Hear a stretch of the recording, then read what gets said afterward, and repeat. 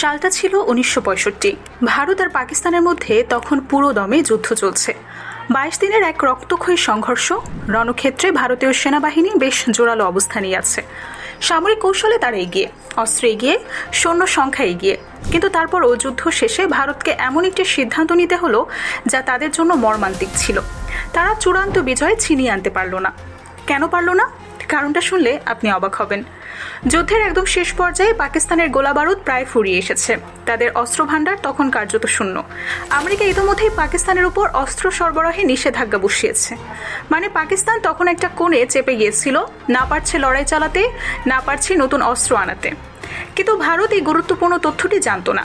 তারা ধারণাও করতে পারেনি যে তাদের প্রতিপক্ষ ভেতরে ভেতরে এতটাই দুর্বল হয়ে পড়েছে। ভারতের তৎকালীন সেনাপ্রধান নিজেই পরবর্তীতে স্বীকার করেছিলেন, সঠিক তথ্য হাতে থাকলে ইতিহাস অন্যরকম হতো। সে সময় ভারতের বৈদেশিক গোয়েন্দা তথ্য সংগ্রহের দায়িত্বে ছিল তাদের অভ্যন্তরীণ গোয়েন্দা সংস্থা ইন্টেলিজেন্স ব্যুরো বা আইবি। কিন্তু আইবি মূলত দেশের ভেতরের বিষয় নিয়ে কাজ করত। আন্তর্জাতিক পরিসরে তাদের নজরদারির সক্ষমতা ছিল প্রায় শূন্যের কোঠায়। এই তিক্ত অভিজ্ঞতাই ভারতের নীতি নির্ধারকদের একটি কঠিন সত্য বুঝিয়ে দিল। দেশের সীমানার ভেতরে চোখ রাখাই যথেষ্ট না, সীমানার বাইরেও একটা শক্তিশালী চোখ দরকার। ১৯৬৮ সালের ২১শে সেপ্টেম্বর তারিখটা মনে রাখুন, কারণ এই দিনটি দক্ষিণ এশিয়ার ভূ রাজনীতিকে চিরতরে বদলে দিয়েছে। রিসার্চ অ্যান্ড অ্যানালাইসিস উইং, সংক্ষেপে র, আনুষ্ঠানিকভাবে যাত্রা শুরু করে। কিন্তু এই যাত্রা কোনো ঢাকঢোল পিটিয়ে শুরু হয়নি।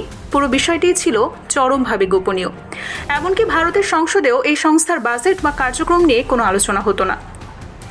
এই সংস্থার পেছনে যে মানুষটির মস্তিষ্ক কাজ করেছিল তার নাম রামেশ্বর নাথ গাও। গোয়েন্দা জগতের কিংবদন্তি মানুষটি আইবিতে কাজ করত। তিনি বুঝেছিলেন একটি দেশের নিরাপত্তা শুধু সেনাবাহিনী দিয়ে নিশ্চিত হয় না, এর জন্য দরকার অদৃশ্য একটা ফ্রন্ট লাইন। তার পাশে ছিলেন শঙ্করন নায়ার, যিনি পরবর্তীতে রয়ের গোটা কাঠামো দাঁড় করাতে মূল ভূমিকায় ছিলেন। শুরুটা ছিল খুবই সামান্য, আইবি থেকে মাত্র ২৫০ জন কর্মকর্তা নিয়ে যাত্রা শুরু হওয়া। কিন্তু এই ২৫০ জন পরবর্তী কয়েক বছরের মধ্যে এমন কিছু করে দেখালো যা পুরো উপমহাদেশের মানচিত্র বদলে দিল। বাংলাদেশের মুক্তিযুদ্ধ, এই যুদ্ধে রয়ের ভূমিকা নিয়ে বিতর্ক আছে, কিন্তু একটা বিষয় অস্বীকার করার উপায় নেই, এই সদ্যজাত গোয়েন্দা সংস্থা মাত্র ৩ বছরের মধ্যে একটা বিশাল গোপন অভিযানের মূল চালিকা শক্তি হয়ে উঠেছে। মুক্তিবাহিনীর প্রশিক্ষণ, অস্ত্র সরবরাহ, গোয়েন্দা তথ্য আদান প্রদান সবকিছুতেই রয়ের সরাসরি সম্পৃক্ততা ছিল। এবার আসুন একটু জেনে নেওয়া যাক, রতে কারা ঢোকে, কিভাবে ঢোকে। এই প্রশ্নের উত্তর জানলে আপনি বুঝবেন কেন এই সংস্থাকে এতটা ভয় পাওয়া হয়। প্রথম দিকের গল্পটা বেশ মজার। তখন নির্দিষ্ট কোনো নিয়োগ পদ্ধতি ছিল না। বিশ্ববিদ্যালয় আর কলেজ থেকে প্রখর মেধাবী তরুণদের চিহ্নিত করে গোপনে যোগাযোগ করা হতো। কিন্তু মানুষ তো মানুষই, পরিচিত জনদের সুযোগ দেওয়ার প্রবণতা ঢুকে গেল এখানেও। সংস্থায় কর্মকর্তাদের আত্মীয় স্বজনরা অগ্রাধিকার পেতে শুরু করলো। ব্যাপারটা এতটাই ফানি হয়ে উঠেছিল যে মানুষ ঠাট্টা করে বলতো, র মানে রিসার্চ অ্যান্ড অ্যানালাইসিস উইং না, র মানে রিলেটেড অ্যান্ড অ্যাসোসিয়েট ওয়েলফেয়ার। এই তামাশা অবশ্য বেশি দিন ধরে টেকেনি। দেখা যায় ৭০-এর দশকের মাঝামাঝি থেকে পুরো নিয়োগ পদ্ধতি ঢেলে সাজানো হলো। যে প্রক্রিয়া চালু হলো সেটা শুনলে মেরুদণ্ড শীর্ষের করবে। প্রার্থীদের রাত ৩টায় ঘুম থেকে তুলে পরীক্ষায় বসানো হতো। উদ্দেশ্য দেখা চরম ক্লান্তি ও মানসিক চাপের মধ্যে একজন মানুষ কতটা স্বাভাবিকভাবে চিন্তা করতে পারে। কারণ গোয়েন্দা জগতে সংকট আসে ভোরবেলায়, মধ্যরাতে, কখনো কখনো ঘুমের মধ্যেও। যে ব্যক্তি ক্লান্তিতে ভেঙে পড়ে সেই পেশার জন্য অযোগ্য। এরপর যারা প্রাথমিক ধাপ পার হতো তাদের মুখোমুখি করা হতো এমন একটি ইন্টারভিউ বোর্ডের, যেখানে বসে থাকতেন যুগ্ম সচিব, স্বয়ং র প্রধান, পররাষ্ট্র সচিব এবং দেশের শীর্ষস্থানীয় মনোবিজ্ঞানীরা। এই বোর্ড শুধু জ্ঞান যাচাই করতো না, তারা দেখত প্রার্থীর চোখের ভাষা, শরীরের ভঙ্গি, চাপের মুহূর্তে মুখের অভিব্যক্তি। একটু ভুল চাহনি, একটু বেশি ঘাম, এটুকুই যথেষ্ট একদম বাতিল হওয়ার জন্য।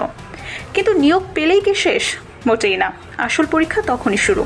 মনোনীত প্রার্থীদের এমন একটি প্রশিক্ষণের মধ্য দিয়ে যেতে হয় যা তাদের পুরনো পরিচয় মুছে দিয়ে সম্পূর্ণ নতুন একজন মানুষ তৈরি করে।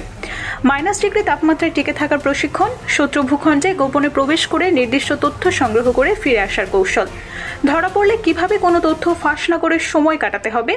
ইসরায়েলের বিখ্যাত আত্মরক্ষা কৌশল ক্রাভ মাগা শেখানো হতো, যেটা পৃথিবীর সবচেয়ে প্রাণঘাতী হাতাহাতি লড়াইয়ের কৌশলগুলোর একটি। আর গোপনে বার্তা আদান প্রদানের জন্য শেখানো হতো ডেড লেটার বক্স পদ্ধতি, এমন একটি সাংকেতিক ব্যবস্থা যেখানে প্রেরক ও প্রাপক কখনো সামনাসামনি দেখা করে না, অথচ তথ্য পৌঁছে যায় নিখুঁতভাবে। বিদেশের মাটিতে একজন র কর্মকর্তা আসলে কিভাবে কাজ করেন? বেশিরভাগ ক্ষেত্রে তারা ভারতীয় দূতাবাসে কূটনৈতিক কর্মকর্তার ছদ্মবেশে থাকেন, মানে দেশটির সরকার তাকে চেনে একজন সাধারণ কনসুলার অফিসার বা সাংস্কৃতিক অ্যাটাশে হিসেবে, কিন্তু আড়ালে তিনি সেই দেশের রাজনৈতিক, সামরিক ও অর্থনৈতিক তথ্য সংগ্রহ করছেন। আর পরিচয় গোপন রাখার ব্যাপারটা এটা শুধু কর্মকর্তার মধ্যেই সীমাবদ্ধ না, তার পুরো পরিবারকে নতুন পরিচয় দেওয়া হয়, নাম বদলানো হয়, পদবি বদলানো হয়। ধরুন একজন কর্মকর্তা মস্কোতে পোস্টিং পেলেন, সেখানে তার সন্তানের জন্ম হলো। ভাবুন কেমন নিঃসঙ্গ জীবন এটা, নিজের পরিচয় নেই, নাম নেই, নিজের অতীত নেই।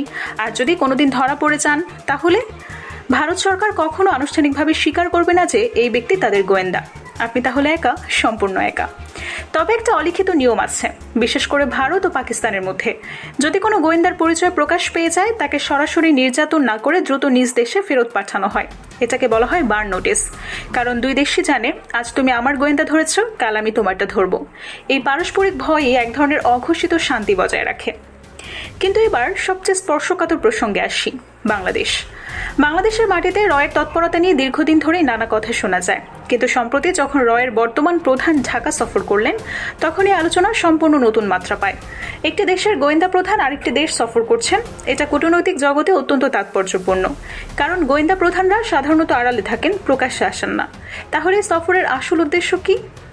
রয়ের একজন সাবেক ফিল্ড কমান্ডার তার লেখা বইয়ে উল্লেখ করেছেন, বাংলাদেশে দীর্ঘদিন ধরে সক্রিয়, বিশেষ করে নির্দিষ্ট কিছু সাংগঠনিক পর্যবেক্ষণে রেখে বিভিন্ন গোপন অভিযান পরিচালনা করা হয়েছে।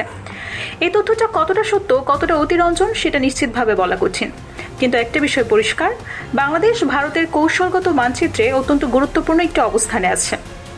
ভৌগোলিকভাবে বাংলাদেশ ভারতের উত্তর পূর্বাঞ্চলের সাথে মূল ভূখণ্ডের সংযোগ পথে অবস্থিত। তাই বাংলাদেশে কি ঘটছে, কে ক্ষমতায় আসছে, কোন মতাদর্শ প্রভাবশালী হচ্ছে, এসব ভারতের জাতীয় নিরাপত্তার সাথে সরাসরি সম্পর্কিত। রয়ের বর্তমান কাঠামো কি আসলে যুগোপযোগী? এই প্রশ্ন কিন্তু বাইরের কেউ তুলছেন না, স্বয়ং রর সংস্থার সাবেক কর্তা ব্যক্তিরাই তুলছেন। তাদের আক্ষেপ, এখন অতিরিক্ত পুলিশ নির্ভর হয়ে গেছে। তুলনা করুন, সিআইএ বা মোসাদে তরুণ বয়সে নিয়োগ দেওয়া হয়, 20-22 বছরের তরুণদের ধরে এনে শূন্য থেকে তৈরি করা হয়, তাদের মস্তিষ্কে একটা নির্দিষ্ট ছাঁচে ঢেলে সাজানো হয়। কিন্তু রতে আসছেন এমন ব্যক্তিরা যারা ইতোমধ্যে পুলিশের চাকরিতে একটি নির্দিষ্ট মানসিকতা তৈরি করে ফেলেছেন। তাহলে কি দুর্বল হয়ে পড়ছে? এই প্রশ্নের সরল উত্তর দেওয়া যায় না। কারণ রয়ের সাফল্যের তালিকাও কম না। 71-এ বাংলাদেশ, 80-এর দশকে শিখ জঙ্গিবাদ দমন, 90-এর দশকে কাশ্মীরে গোপন অভিযান, 2011 সালে ওসামা বিন লাদেনের অবস্থান সম্পর্কে গুরুত্বপূর্ণ তথ্য সরবরাহ রয়ের কৃতিত্বের অনেক বড় দীর্ঘ তালিকা। তাহলে বাংলাদেশের ভেতরে আসলে কতটা গভীরে ঝুঁকেছে? তাদের এই অদৃশ্য জাল কি শুধু তথ্য সংগ্রহে সীমাবদ্ধ, নাকি তারা রাজনৈতিক সিদ্ধান্তকেও সত্যিকার অর্থে প্রভাবিত করছে? এই প্রশ্নগুলোর উত্তর হয়তো আপনি জানেন, হয়তো আমিও জানি, কিন্তু কেউই জোরে বলতে পারছে না। আপনার কি মনে হয়, বাংলাদেশের রয়ের আসল ভূমিকা কি? তারা কি বন্ধু, নাকি পর্যবেক্ষক, নাকি নিয়ন্ত্রক?